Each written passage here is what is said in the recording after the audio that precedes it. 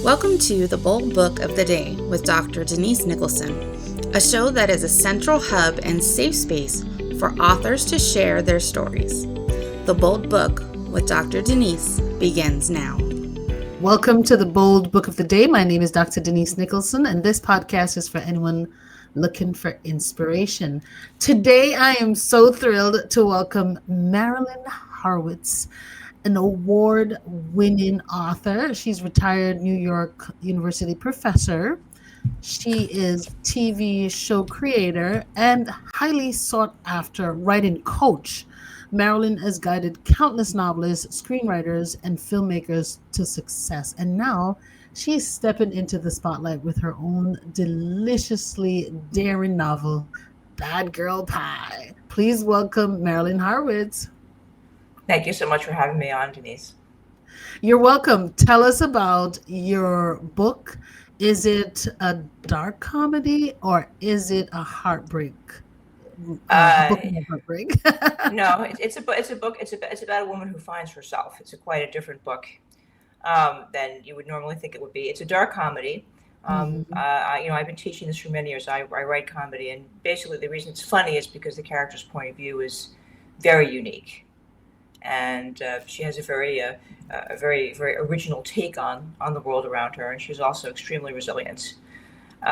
It's set in New York City. It's about a writer who is a celebrity. She's a ghostwriter of celebrity cookbooks, and she had her best friend is her agent, and she's very successful because she's very prolific.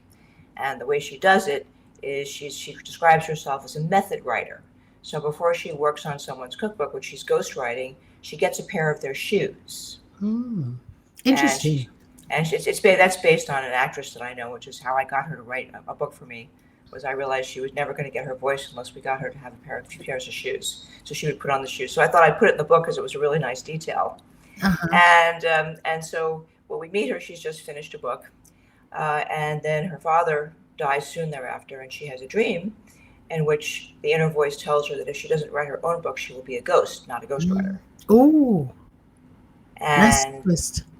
And so she does, but then her agent, her supposed best friend, steals the book, which is a diet book called Just Dessert. By the way, I've helped a lot of people lose weight in my career as a coach, so I figured I would give my character Dorothy some of the ideas that I use. So the book is called Just Dessert, and it's about how to lose weight by eating dessert first. So anyway, so her friend and me steals it and gives it to a rising YouTube star. And so there is my main character who has poured her heart out into this book and now has nothing. And then her ex-boyfriend shows up and they have a wonderful reunion, and then she finds out that he's having carnal relationships with his cleaning lady. And then her father dies and leaves her out of the well, and she's not invited to the funeral. So it's a triple whammy, and she has a meltdown, not surprisingly. And afterwards she says, okay, well, I'm here. I can struggle or dance. And so she picks herself up, and her best friend, who's her local bartender, gets her involved with a tango teacher who is preparing to help a very famous movie star prepare to dance in a big movie, and who wants to write about it. And so she and he team up. They work on the book, and then at the moment of performance, the actor freezes and can't dance with the actress. And so she actually ends up on screen dancing with this famous movie star, which helps her launch her new career and her comeback. Wow, it sounds like a thriller. Well, it's a thriller of the heart. It's a thriller, yes. So what first sparked the idea for Bad Girl Pie? I mean, why did you decide that, I'm going to take on this journey and make this come to life? Who said I decided? Ooh, the book had its own powers. The book had its own intentions. The first iteration was really a therapeutic book for me because I had a very, very disastrous love affair with a fellow tango dancer. And a publisher wanted to publish it, and it was done more like that. It was more like a chick lit. And then he sent it to a very high-powered editor who we didn't know at that time moonlighted as a Botus Ripper writer for Harlequin. she wrote these, romances where, he took me in his arms and, I saw the steam rise from, the cold air between his lips, that kind of stuff. So I got the manuscript back, and it had the word penis in it 17 times. Mm-hmm. And I went into anaphylactic shock, like when they have to give you insulin. Mm-hmm. And I froze for a solid year. I was horrified. I fired the publisher. I took the book back. And then once I recovered, I sat down, and the book that came out was Bad Girl Pie, which was quite different than the other book. Okay.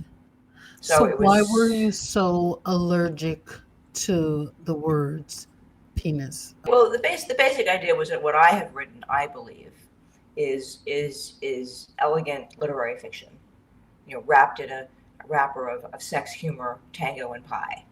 But that what the book has to say is a lot, and it's very much about becoming whole and what is the price tag of being yourself. That's really the theme of the book.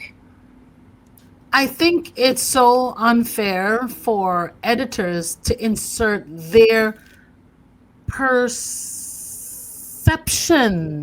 into a book rather than their perspective, because it is drastically different, because you're seeing it a certain way and they're not. You are asking them for their perspective, but not your perception. You are the editor. I am the creator. So that's where that editor went wrong. So I'm glad that, you set that aside, but then something new was birthed. Yeah, everything, one of the things I tell my students and myself and all my friends is that you have one choice. Dr. Eric Frankl, who was the guy who was in the concentration camp, who wrote a famous book about it. His conclusion, because he survived and so many of his friends didn't, was what made him different was his attitude, how he responded to what was occurring, as opposed to being able to have any impact on what was occurring. Yeah. And so I have always said that you either struggle or you dance. You're going to interact with life. And dance is your partner. And you are also your own partner, which is the subject of an earlier book, which is called Word of the Day. Because to me, the way to fix the world is to change how people relate to themselves, and then people can't hurt other people because they would be kind and loving towards themselves, because they would see that we're all connected. So that's my personal, that's in my new work. That's a lot of my mission, which is if you reconnect with yourself and you understand we're all connection, that means if you shoot at somebody, you're shooting at yourself. So it would be a good way to change the world. But that's the subtext is that the cost of self-realizing. I mean, Carl Jung says that if you want to do this, if you want to become whole, you have to be able to stay in the contradiction long enough for it to take effect. So the fact that you get all these problems that you write in a journal and you meditate and stuff like that, it's not going to help you, because what happens is you become completely disoriented. I have a student that I'm helping now who has just left his wife, gotten an apartment, working on a fantastic novel. And, he called me the other day and he said, well, all I do is work. And I said, well, for 3 years, all you've been telling me that you want to do is you want to leave your wife and work. What are you complaining about? You literally are carving out and designing your destiny with your words. The problem is we all are, and that's the problem. Yes. The problem is people say, oh, if only I had what I want. And, I'm mean. I go, yeah, you have what you want. That's the problem. And when they get what they want, they see that, okay, I wasn't very clear, or that's not really what I wanted, right? Well, the hard part is to admit that the misery you put yourself in some way, it's not that you've wanted it. I mean, it's not people's fault, but they don't have an expectation of being able to think out of the box. And so one of the reasons I like my novels, I think my main character, who I told you is, it was a collaborative effort. She arrived and I moved the pen. She pays the price for being free. I'm proud to know her, Yes. How did you decide on the balance between humor and heartbreak that was going to stay with these characters? Well, it wasn't like a marketing decision, if that's what you're asking. I mean, it wasn't like I sat there and I did focusing surveys, but the idea is that the only way to survive is to develop a sense of humor, and humor is not jokes. And so she emerged this incredibly resilient person, who basically humor was her weapon. Right. So, it just, when I started to hear her in my head, that's how she was. Now, I do write comedy, so it was easy for me to capture her voice. But, there's no, that life is not like that. Life is, as you know, it's all tumbled up. And Right. And in the book, you described certain real topics that people are dealing with, like abuse and betrayal and reinvention. Yes. And part of my question is, how did you strike that balance between the humor and heartbreak based on these very serious themes? Oh, I see your question. Mm-hmm. I don't know really. I think that I just followed the story. Mm-hmm. And it kind of came out funny. I think that's probably the best way I can describe it to you. In other words, I just, when I'd be working, I mean, I'm not, just everyone heard that when I'm working, I'm completely emotionally present in that moment. Mm-hmm. And in a very literal sense, I'm hearing the story unfold in my head. So I'm, in a certain way, typing her dialogue. Humor, the balance of humor is that's part of who I am as a person as well. And part of the thing I have taught people for 25 years is how to handle very serious stuff. And some of this methodology is you can make a joke, you can survive. I like that, because it will give you enough hope, and enough distance. And distance from what's reality. You can survive for so long. Yeah. Food is, of course, essential for survival. Dessert is not. Why dessert?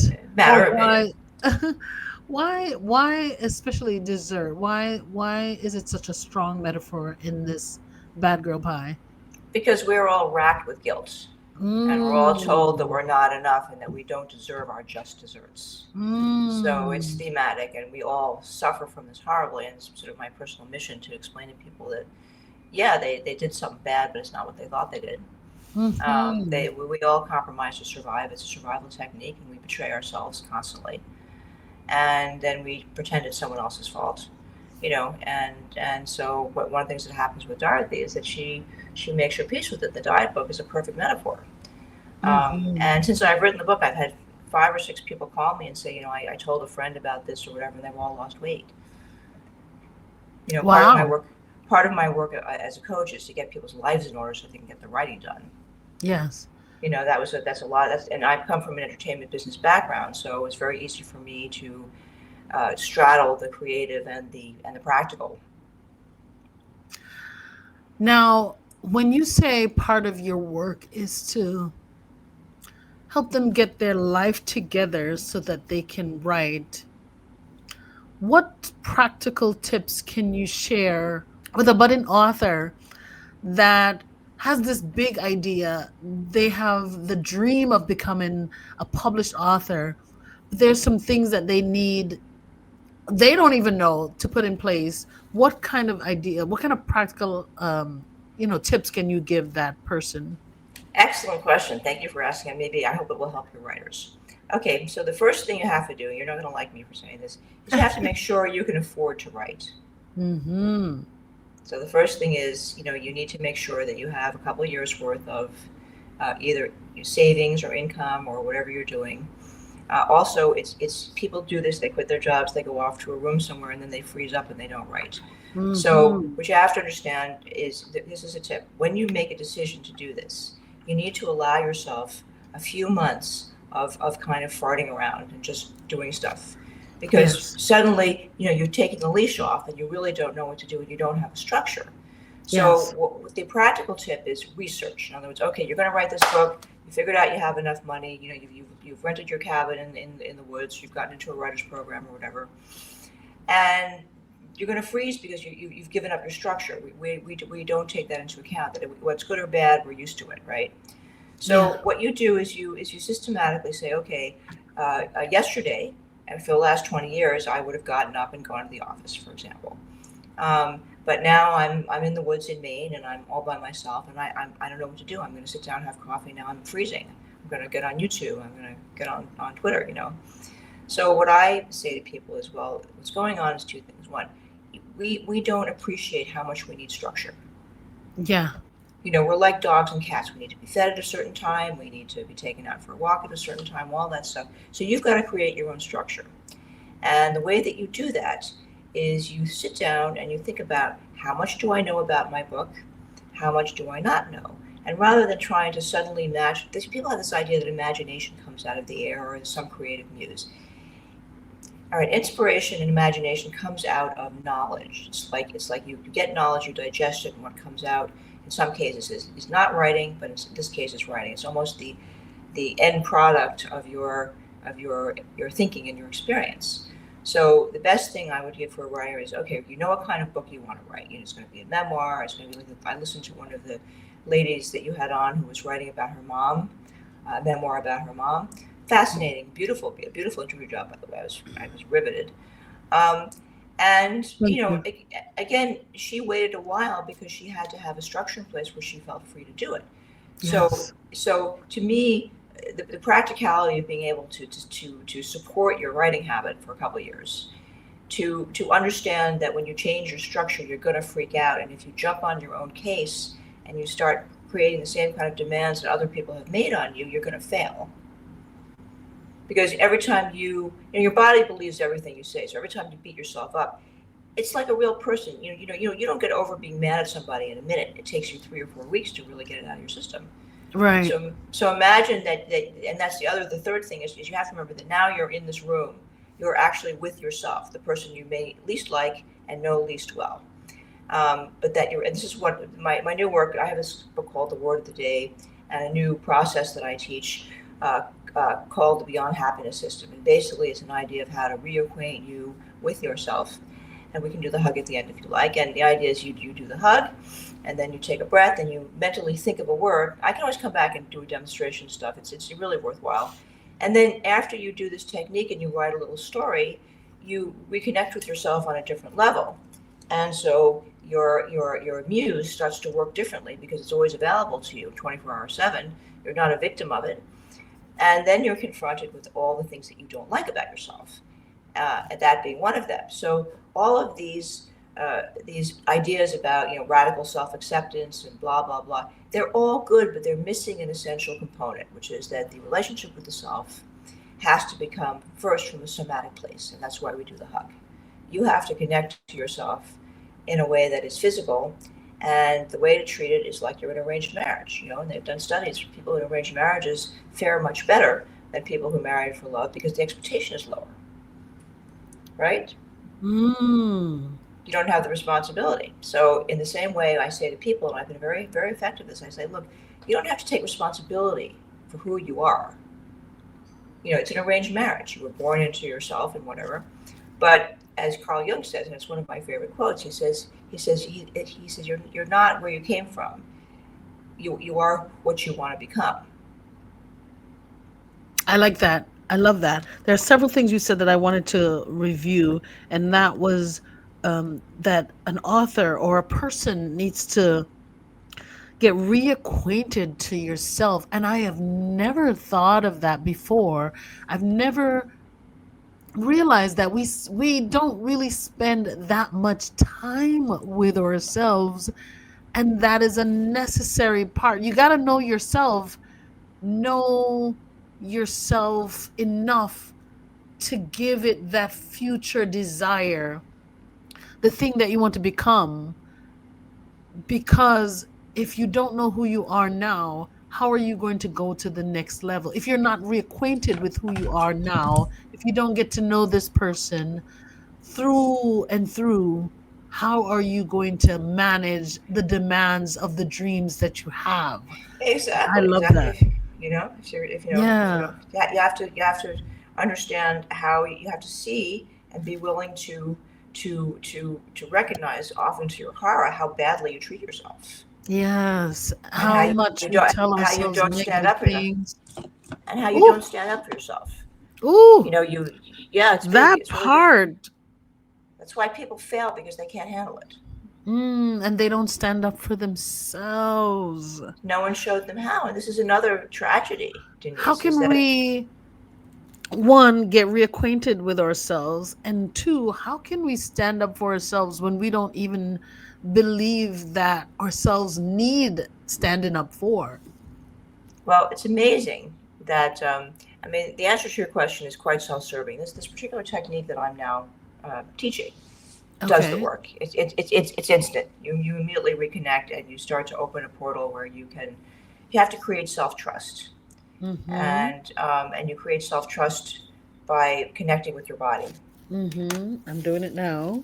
And the way to the whole thing is that you close your eyes. We'll do it now. It's called the self-acknowledgement hug. So take a nice big breath and exhale with a sigh. One more time. Really let yourself relax. And keep your eyes closed. I know you're the host, but sort of gently keep them closed. And now you're going to say for your audience, I love you and your name. You ready? I love you, Denise Nicholson. We'll always be together. We'll always be together. We'll always be safe. We'll always be safe. We are enough. We are enough. And we demand and we expect better. And we demand and we expect better. And now with your eyes still closed, imagine a bubble chart, with a bubble in the middle and some spokes around it and some other bubbles. And think of a word that would make you happy. What's a word that brings you a feeling of happiness?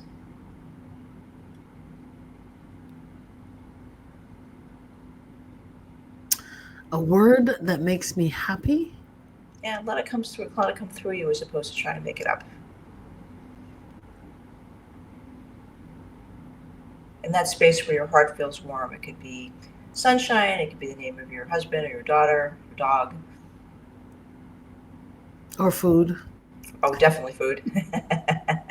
Mine's usually an ice cream cone of various kinds. I love ice cream. I love sweet plantain. Okay, there you go. So have an image of a plate of steaming sweet plantains. Ooh. Okay. And now open your eyes. And take a breath. How do you feel? I could smell the sweet plantains. Good. That's because you're a good creator. But you feel good? Feel relaxed? It feels very good. Feels very relaxed. And feels very calm and sweet. And connected is the big word here. Yes. Connected. I'm so embarrassed that my word is sweet plantain, but Why? It's always been that your thing. Yeah, it's always been my thing. I like soft ice cream. Every time I do this exercise, it's a soft ice cream cone with a different topic. I mean, come on. It's not Yeah. Oh, thank you so much for that. I'm gonna try that again later on. That hugging and just speaking positively to myself. Well, those particular words. Yeah. Do it, and if you do it as soon as you wake up. Now, what that's done for you is that nice feeling you have. That's the feeling when you get when someone else that you love gives you a hug. The point is you don't need anybody else. You can, and the point is whenever you want to, and when you're about to write, if you do it as a preliminary, and then you do the writing exercise. It's in my book, Word of the Day. It's this plus a writing exercise for writers. What happens is you stay connected and you realize, hey, I don't have to wait for inspiration. I just have to connect with myself and let the inspiration come through, and it will. I love that. So that's the answer to your question is you need to do. Remember, it's taken me many years to figure this out, and I am one of those people where if I have a problem, I'm going to solve it. I told you I always win. So when I was younger and I sold one of my novels to Hollywood and they wanted me to adapt it, I had a terrible time. And then I had a dream in which Joseph Campbell, the great mythologist, appeared to me, wrote down what I heard, and was able to finish the screenplay, created a book and a trademark writing system called the Horowitz system, which you can find in How to Write a Screenplay in 10 Weeks. I've written about 10 books. And that I used that to teach thousands of people to write a good, readable screenplay in 10 weeks or less. In screenplay format. And how I did that was I understood that we were hardwired for story. And by studying the brain, I'm not a scientist, this is just, interest. I found that these various graphs and techniques that I have in the book that people do makes the brain work in a certain way because we're hardwired for story. We're natural storytellers, right? Anybody who's ever lied about their homework is an expert, right? We have 3 dreams a night. So I realized all I had to do was to take people's nascent expertise and redirect it. Wow. This journey that you took me on feels like I have shifted already. You have. I like it. Now, I know the novel is set in New York City. Yes. How did that backdrop shape the voice of the main character, Dorothy? Well, she is definitely an urban girl, Mm-hmm. you know, and you know it's only in New York you have people where you live by yourself or you're until recently. I mean, you know, and you're female, and you know you go to your favorite bar, you have a few drinks, you hang out, and that's your friend, and you know you live in a smaller neighborhood and you wander around. She feeds the birds. She has a couple of friends who are homeless, and that's a very New York thing. That's a very distinctive quality of living in the city. That even though you're in the big city, you live in a small town. Yeah. I like that she has a friend that is homeless and considers these people, considers this person her friend. Do you think? Yeah, I just want to correct you. He lives in the shelter. It's not that he's totally homeless. Okay. Now, I don't want to give away the story, but that's quite interesting that you can have a certain level of success while a friend of yours or a family member is going through some serious, something as serious as being, homeless or, Yes. yeah, I think so. And I find that in New York, it is not that unreal. Not just in New York, but as a New Yorker myself, Yes. I thought that was very interesting because I've had people who I consider a friend living in such drastic opposite of what I have, and I consider them my friend. Like I would say hi to the person sitting on the park bench every day on my way to lunch, looking for that person. And if I don't see them, I'm wondering like I would wonder about a family member. I wonder what happened to so and so that usually sits on this bench. Yes. And isn't that amazing that Dorothy, you've picked up on that and placed her in this position where she also is friends with people that are in such a different world from hers. And I guess you have this kind of juxtaposition where you can put people at 2 totally different parts of life and have them come together and have functioning humor also about surviving in such an environment. Yes. How did Dorothy, for the readers, how does Dorothy manage this kind of a space? She makes jokes. She makes jokes. I mean, she's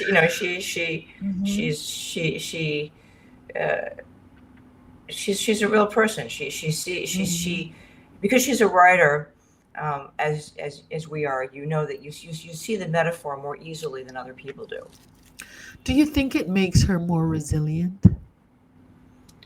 Yeah, I just think that there's something about the way she came out where she's tough as an old boot, in her own way. Yeah.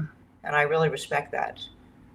And I said that because for me, having seen the lowest place for some people, and I don't want to be there, it helps me to push forward, to go harder for my goals, and to be resilient when I need to. When something's happened, I just know that this cannot be the way it ends. I got to push further. I got to get stronger. I got to get better. Well, that's why you're the publisher, because it's the people like us that you only need one candle to light up a whole cave, right? Oh, I love that. Why did you feel now was the right time to write and publish that book, that story? I didn't think about it, to be honest with you. It never occurred to me to consider that. I just, after, as I said, I went into anaphylactic shock after having my book turned into a Botus Ripper. I mean, it's not that I have anything against Botus Rippers, it's just that I didn't write one. You know what I'm saying? It's not. It just don't take a cake and turn it into to cupcakes. Yeah. So the timing was good, I thought, because the world was changing, and that I thought that hopefully a lot of people would enjoy a humorous take on the world. You mentioned that you taught writing for years. How was it different applying the lessons? Because I know for me, when I'm writing, it's, especially when I'm writing my speeches, I have to have my list of must-haves in my speeches. How was it different for you applying those lessons to your novel? Well, I even though I teach people how to outline, I write combat. I don't outline. But that is, as I said at the beginning of our conversation, what I have learned by studying the brain is that we are hardwired for story. So it's a question of, we all want stories to be a certain way because that's how we survive. There's a much longer conversation. Yeah. And so when I work, I realize that if I surprise myself, I will surprise my audience. If I cry, my audience will cry. If I laugh, my audience will laugh because I'm my audience. Yes. And so the ability what I would do, and what I actually do when I work with people, is I have them create and then outline whatever they're up to. So if they get stuck, they can go back and see where they came from. It's the opposite. It's a different process.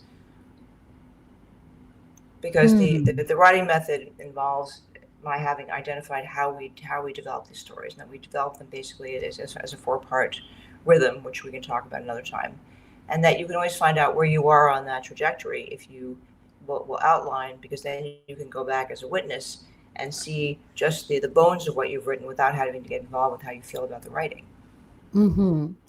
Is there a writing technique that keep the story both funny, laugh out loud, funny, and also emotionally grounded?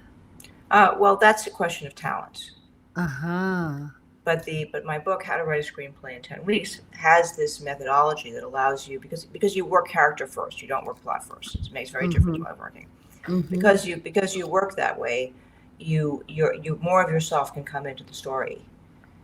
Not necessarily as a person, but you feel much more safer because you've got both the outline, but you've also really developed your characters. I find that most writers don't really develop their characters enough, or they do it in that very linear way where you write endless character bios. So you know where your character buys their underwear, but you don't know what happens to them when they listen to a piece of music that meant something to them. That people don't. Is this because they don't know themselves? It's a complete reflection. And I get it. And if you're not a structured author, if you're not a structured writer, then you may get lost. If you don't have to. You don't have to. Yeah. The way that you do this is very, very important. Remember, I told you I solve problems. So anybody who's like that, you give them a copy of How to Write a Screenplay in 10 Weeks, and you work with them, and you say, look, we can do this in a few hours. I mean, the book, it was a 10-week course, but the basic structure, I built it because I would get hired by these Hollywood people who had to come up with a pitch in a week. I had to basically conceive of a whole movie in a week, and you can do it in a couple of hours. And so, so then I translated that into this book. But the idea is that there's an innate structure of how we tell story, beginning, middle, and end. That sort of thing. There's a little more to it. And the idea is, what I would have people do, and I would suggest that you do this with your writers when you get frustrated with them, is say, go find a movie that is reminiscent of the story you're working on. They say, oh, there's nothing. You say every story is some other story because we're all humans. We all Yes. find And or find nothing is something. new under the sun. No, or find a movie that you absolutely loved as a kid, Mm-hmm. and take this darn book and follow all the directions and just do the outline for that book, just for your movie based on. And on my website we have like I think 20 breakdowns based on the writing system of various existing films. Mm-hmm. And the concept, if you want to take it very simply, is that you teach people to model in a certain way, because that's how we learn. You see little kids where they watch their parents intently. They're modeling. Yeah. And so if you go and you study story and you model, you watch it closely and you sit there with, the way that I've done it, you break down movies into scenes, right? And so they're 2 or 3 minutes and so on. So that's a different part. It's not, that kind of time doesn't matter, but the idea that there's a flow and that many stories have the flow, and that this method that I created basically reflects all of the 2-hour Hollywood narrative movies, ever made, which is, they all fit. Is very helpful, because the story is not that the story, it's just, people get it wrong. It's not that it's a story of a movie. What I was able to do was to re-experience and connect how we all tell our stories. And once you have a model, you can then go off-road or whatever, but you're never going to get lost, because you have a basic structure and you understand that that's how the brain works. And then you can do anything you want with it. You're in control. And screenplays are easier in one sense, and that's the sense is that screenplays are linear. So something has to happen after something else, and it's a good discipline for. I've worked with many fiction writers, and I will very often use the mythic journey outline in that book and have them do 3 or 4 of them with a journey for each character. So it's basically 3 movies, if you like, beginning, middle, and end, the journey of each character. And then when you go to write it and you start to blend it together, it's much easier, and you're not going to get lost. Do you see Bad Girl Pie as a movie or a series? It would probably make a good either. I don't think there are much movies anymore, So I think that as a series, it would be fine. And she has many adventures. I think that she's a character that the people who've read the book, to a lot of guys read it, a lot of girls read it. They all say, "Oh, I so relate to her." Yeah. And that would be the basis. Where can people pick it up? Amazon is the easiest place. You go to Amazon.com. It's Bad Girl Pie. I think it's $20, and if you are kind enough to do that and put up a review, you will be doing me a great service. But I also have these free webinars every 2 weeks, Denise, where I teach this practice that we just did, and it expands, and it's mostly writers who join free. I've been doing it since the pandemic.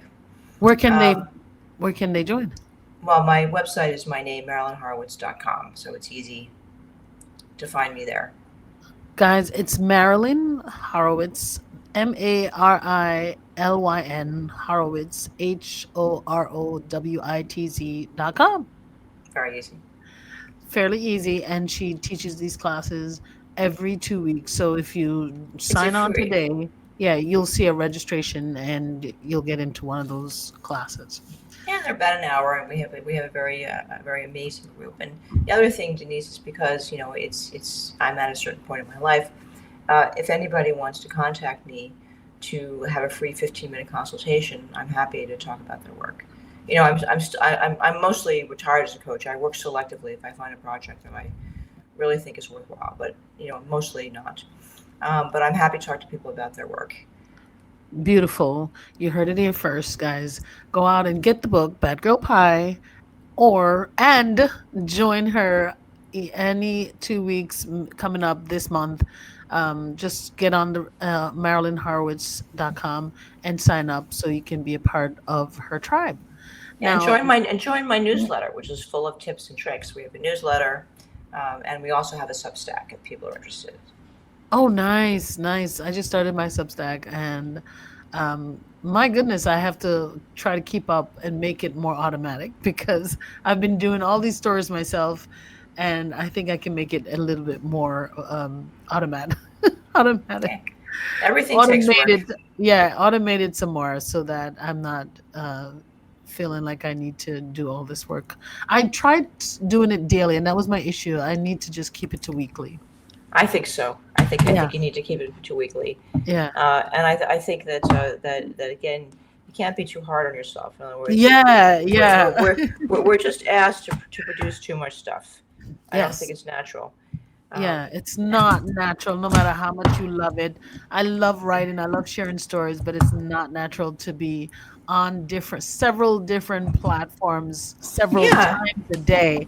yeah, And you have to find the way to keep, creating and keep making money. So how do you do all of that? yeah, Yeah, you're right. So there are three questions that I love to ask each of my sure. guests, and I would love to ask you these questions and see where you are and what kind of tips can you give us. So what's one bold promise you can share with the audience? As I say, until you reconnect with yourself, and I recommend using the self-acknowledgement hug because it's very easy, and the techniques in the word of the day, you're not gonna have a success because you Mm. can't. And this is true of therapy. I mean, I think all these methods work, but I think that what the problem is that we're not taught to make this kind of somatic connection with ourselves before we do the work. So the bold promise would be get the book, do the work for 30 days, and see if it'll completely change your life. Come to a webinar, see how to do the Yeah. hug, and Yeah, see if you don't leave, you feel changed. I can see it. I like that. It's a bold promise, but you had the experience yourself. You'll never go back now. Yeah. What's a bold statement that you can share that can cause a paradigm shift? I feel like that exercise would cause a paradigm shift. It is. It is. Yeah. The exercise is that unless you allow the unconscious to become conscious, you are doomed to repeat the past and call it fate. Mm. I appreciate that. It's not friendly. Yeah. What's a bold move that you'd like to make in the future? Um,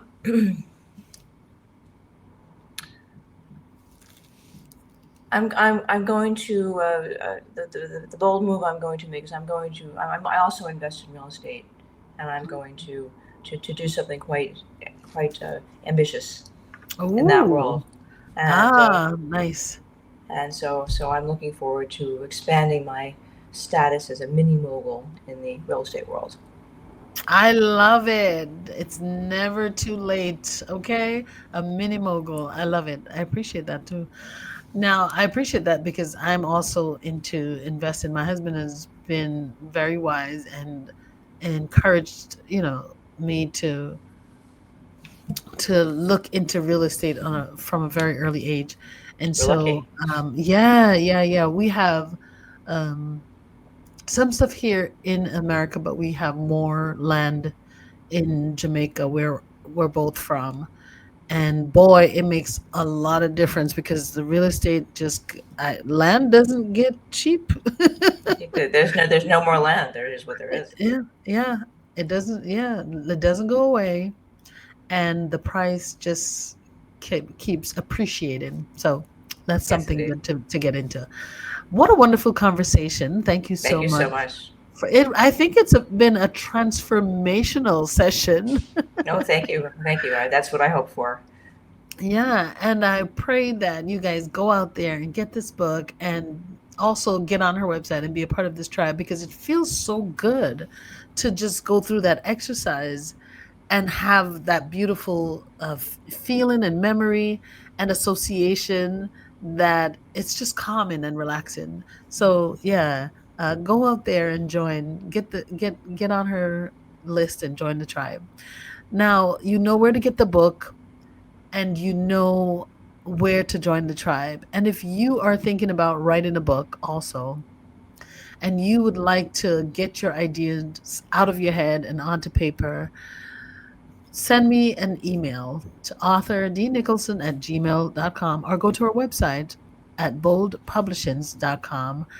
And certainly we can help you or we can get a conversation to see how we can help you. All right. Thank you. But make sure you get the book this week. This is our bold book of the week. So please get this book Bad Girl Pie. All right. And anything you want to say, Marilyn, before you go? No, just thank you. And if you do get the book and you like it, please put up a review for me. And if you are starting to write, come and join the newsletter because it's full of tips and tricks that will help you. Thank you. Bye-bye. Thank you for joining us for the Bold Book of the Day with Dr. Denise Nicholson, a central hub and a safe space for authors to share their stories. Follow Dr. Denise on Facebook and Instagram at Denise Nicholson, or go to denisenicholson.com. Remember, no one can share your story better than you.